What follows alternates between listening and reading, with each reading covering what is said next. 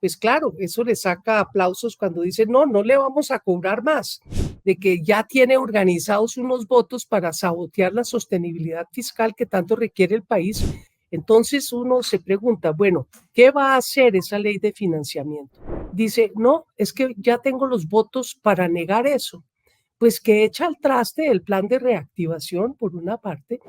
Cuando se está en el gobierno, se entiende que una embajada es esencial para las relaciones comerciales. Buenas, buenas para todos y todas. Gracias por estar una vez más en este canal. Como siempre, muy atentos a las noticias de Colombia y del mundo. Si ustedes no se han suscrito, háganlo acá, abajito. Se suscriben gratis y muy fácil. Oigan, vamos a hablar, esta semana va a ser noticia el tema del presupuesto. Durante el fin de semana fueron bastante polémicas las declaraciones del presidente del Senado, el presidente del Congreso, el señor Efraín Cepeda, asegurando que negarían el monto del presupuesto general de la Nación para el 2025 si el gobierno nacional no quita los 12 billones de pesos de los cuales se está hablando y se está planteando esta propuesta. El ministro de Hacienda se pronunció, pero yo quisiera que vieran exactamente las palabras del señor Efraín Cepeda y vamos a conversar con una congresista muy pila, muy juiciosa, que ha estado muy atenta a este tema. Veamos estas declaraciones. Que yo sí tengo dos iniciativas legislativas. Sí, adelante. Pero a la inversa. ¿Cómo así que creen que el Congreso va a aprobar una reforma tributaria que no conoce de 12 billones de pesos para gravar a quién? Eso ya genera incertidumbre en el sector privado. Pues le tengo la buena noticia que tengo los votos para hundirla el próximo martes, esa reforma tributaria de 12 billones de pesos. El próximo martes es ya. Y él está muy seguro y muy tranquilo de que tiene esos votos asegurados. Senadora Clara López del Pacto Histórico, gracias por estar acá. Ella es nuestra protagonista de hoy. Bueno, muy buenos días, María Camila. Muchas gracias por invitarme nuevamente a este espacio tan importante de carácter periodístico e informativo. Muchas saludo gracias. a todos los que nos ven. Muchas gracias. Senadora, sobre estas declaraciones, quisiera que sobre todo la desmenuzáramos, ¿no? Entonces, lo primero que dice el senador Cepeda es que pues el Congreso no va a votar una reforma ciegas, ¿verdad? Que ni siquiera la ha recibido, que entonces, ¿cómo va a decir que va a negar una reforma si ni siquiera se ha radicado y que no la conoce el Congreso? ¿Esto es cierto? Pues fíjese usted, por eso yo decía que eso era una bravuconada para erigirse en el jefe de una oposición que le es esquiva, porque él es el presidente del Partido Conservador, pero le llevan la delantera en oposición el Centro Democrático y Cambio Radical. Yo pienso que es para generar los aplausos que escuchamos precisamente ante el gremio de los empresarios, que es un espacio, una audiencia muy favorable a que no les cobren nada, pero sí exijan todo, porque uno sí escucha que se quejan de que no hay suficiente formación para el trabajo, que las carreteras son insuficientes, que el gobierno tiene que garantizar mayor seguridad en todos los ámbitos, física, jurídica y demás, pero eso sí, pagar los impuestos para que el Estado pueda cumplir con el amplio haz de deberes de un Estado social de derecho, pues claro, eso le saca aplausos cuando dicen, no, no le vamos a cobrar más. Pero me parece que no es muy responsable de parte del señor presidente del Congreso por dos motivos. Una, porque la famosa reforma tributaria, que es una ley de financiamiento que está prevista en la Constitución para ser presentada conjuntamente con el presupuesto cuando hay problemas de afugias fiscales, no la conoce. Lo que ha dicho el señor ministro de Hacienda es que no va a gravar con el IVA a la canasta familiar y en términos generales a ningún producto y que tampoco va a afectar los asalariados que ganen menos de 150 millones de pesos mensuales. Entonces ya vamos viendo por dónde van los aplausos. Pero la realidad es que uno no puede, como presidente del Congreso, ufanarse de que ya tiene organizados unos votos para sabotear la sostenibilidad fiscal que tanto requiere el país para acceder en términos razonables a financiar su deuda externa, que está prevista también en el presupuesto, y desde luego para garantizar la reactivación económica, que es lo que están reclamando todos los sectores, no solamente el empresarial, que tanto aplauso le dio a la saboteada del presupuesto, sino todos los sectores populares que exigen obras, que exigen atención social, el sector laboral que exige más empleo y demás. Entonces yo sí no puedo concordar con esa manera de dirigir el Congreso de la República, porque si bien nunca el Congreso de la República ha sido firmón, tampoco lo puede ser con su presidente y mucho menos aprovechándose mayorías temporales en las comisiones que no las tienen en las plenarias. Senadora, sobre la propuesta, sobre la reforma, fíjese que ayer conversábamos en la W con el ministro de Hacienda, el señor Ricardo Bonilla, y él decía que ya la reforma se le pasó al presidente, ¿cierto? Ya la conoce, ya sabe, tiene el borrador, mejor dicho. Y ya se llegaron a unos acuerdos y ya hay unos puntos clave. Sobre esos puntos clave, ¿qué podemos contarle a la gente para que entiendan un poco de cuáles son esos puntos en los que el gobierno nuevamente está presentando esta reforma y qué le beneficia a la gente realmente para que lo entiendan? Buenas. Paso por acá para darles una pausa y decirles que se suscriban rápidamente acá. Clic, suscríbanse. Pues mire, el gobierno llegó a un acuerdo muy serio y de eso se trata el diálogo y no la bravuconería. A través de un diálogo con el sector financiero, se llegó a un acuerdo de que 35 billones de pesos de crédito serían orientados hacia los sectores de la reactivación económica, de la economía popular, del turismo, de la agricultura, de la ganadería y demás, con un espíritu de promover en una nueva alianza público-empresarial la reactivación económica. El complemento de ello es el presupuesto nacional.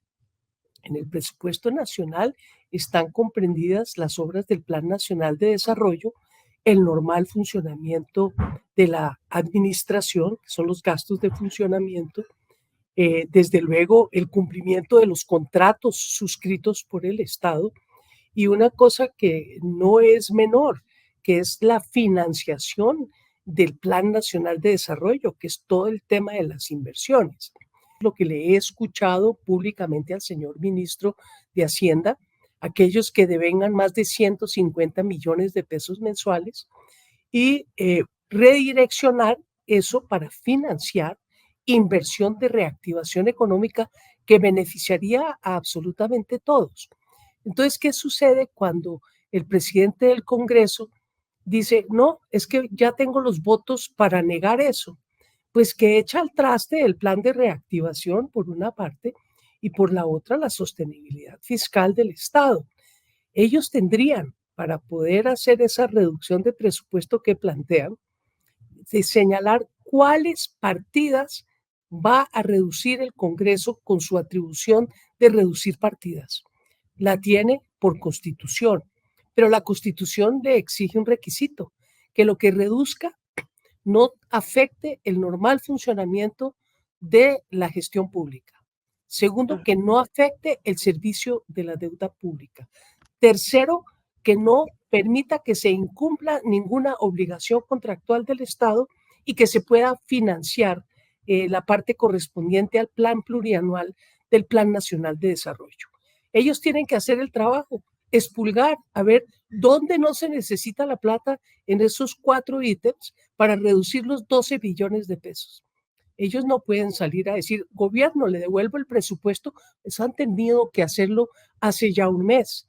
El 15 de mayo se vencía el plazo para que el Congreso le pudiese devolver por razones de legalidad el presupuesto al gobierno. Ahora están en otra etapa. Están en la etapa de la discusión y de la aprobación de aquí al 25 de septiembre en primer debate. Sí. Entonces, yo sí pienso que aquí lo que tenemos es que mirar qué dice la Constitución, qué dice la ley y cotejarlo con lo que pretende hacer el señor presidente del Congreso en su plan de sabotaje a la sostenibilidad fiscal del país. No sé que toda la oposición quiera hacerse responsable de ese hecho y de que echen al traste parte del plan de reactivación que es tan necesario en esta etapa de la economía. Senadora, mire, yo recuerdo uno de los últimos trinos de la senadora María Fernanda Cabal de la oposición, que hablaba de que no se ha hecho en esta nueva propuesta, por ejemplo, los recortes necesarios en embajadas, en consulados, en direcciones, en ministerios y en otras entidades que, según ella, han sido inútiles para pagar favores políticos. Em, ¿El gobierno podría hacer más recortes en ese sentido? Pues eso es desde la óptica subjetiva de cada cual. Cuando se está en el gobierno, se entiende que una embajada es esencial para las relaciones comerciales y para sostener la política internacional del país en apoyo a los diálogos de paz en marcha y en apoyo en términos generales a todo lo relativo a la inserción del país en los organismos internacionales. Entonces, sí, estoy seguro que un país autárquico podría prescindir de embajadas, no utilizarlas, pero si usted va y mira ese rubro en el presupuesto, pues no va a llegar ni por allá cerquita a los 50.000 millones de pesos, de pronto 100.000 millones de pesos, y estamos hablando de 12 billones de pesos. Entonces, la calentura no está en las sábanas. Hay que hacer una campaña de austeridad. Sin lugar a duda, los dineros públicos no son para feriárselos ni en almuerzos ni en viajes. Pero Sí. lo que sí es cierto es que el gobierno de Gustavo Petro ha sido razonablemente austero. Estoy segura que hay mucho espacio para mejorar, pero eso no va a resolver el problema estructural del Estado colombiano, que es que Colombia, como tantos países en esta etapa neoliberal, dejó de cobrarle impuestos a los ricos durante 30, 40 años. Entonces, ese es un problema estructural de fondo porque nuestro Estado está con déficit de capacidad de gestión, no solo en el nivel internacional, sino en el nivel nacional. Por ejemplo, el Instituto Cato de Estados Unidos, que es un tanque de pensamiento del Partido Republicano muy, muy conservador, ha calculado que la tasa óptima de imposición para los altos ingresos, como los que plantea ahora el señor ministro de Hacienda, de 150 millones para arriba, es del 44%.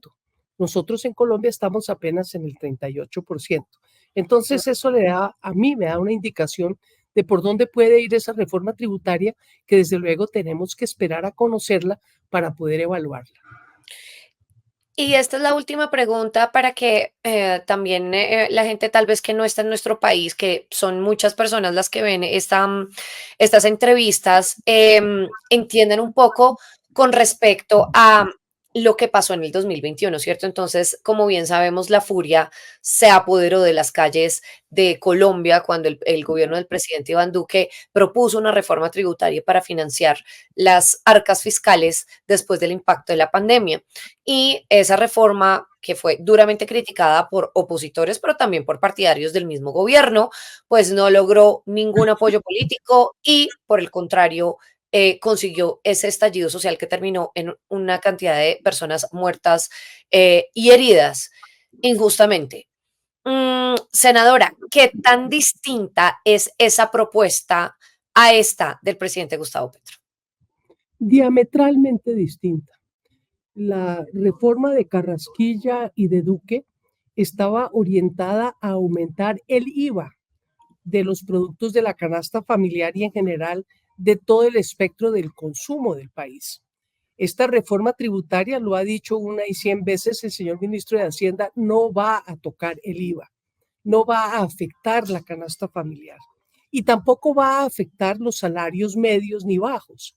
Estamos hablando de una reforma tributaria orientada a que los que tienen grandes ingresos en un país que tiene la distribución del ingreso más desigual del continente y del mundo, contribuyan más de acuerdo a su capacidad de pago. Esa no es plata que se vaya a ir a la inversión en el país. Esa es plata que está siendo dirigida a paraísos fiscales para jugar a esa ruleta financiera de las inversiones muy rentables de los altísimos capitales de Colombia y del mundo. Pienso que es ahí donde el señor ministro debe estar enfocando sus ojos y es donde los enfocaría yo, porque lo que se necesita es utilizar el sistema fiscal en dos direcciones. Una, para generar la capacidad de gestión del Estado para responder a las amplias necesidades sociales y empresariales. Y dos, redistribuir los ingresos.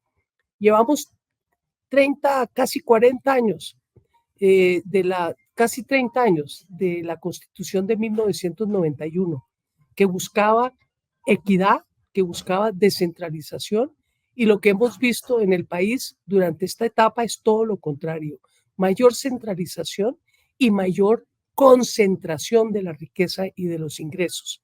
Eso no se puede explicar de una manera distinta a una política pública diseñada en función de un modelo económico que no funcionó.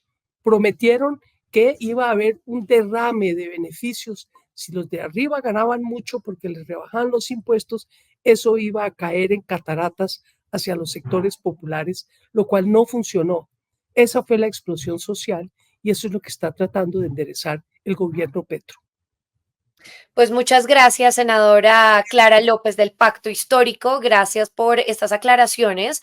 Vamos a ver qué pasa el mismo martes en el Congreso de la República, si hay ambiente, si no hay ambiente y qué tanto se van a cumplir esas palabras del senador Efraín Cepeda de los votos que supuestamente tiene a su favor.